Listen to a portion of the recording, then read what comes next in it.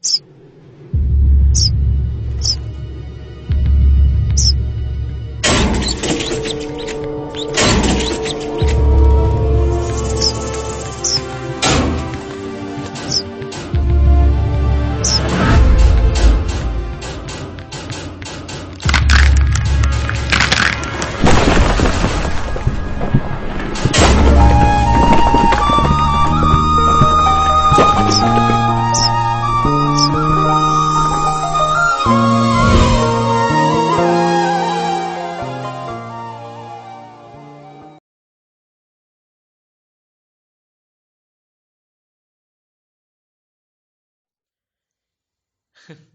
Video చూసిన తర్వాత కూడా మీకు ఒకటి అనిపించవచ్చు కదా, నేను కూడా భారతీయుడినేనని.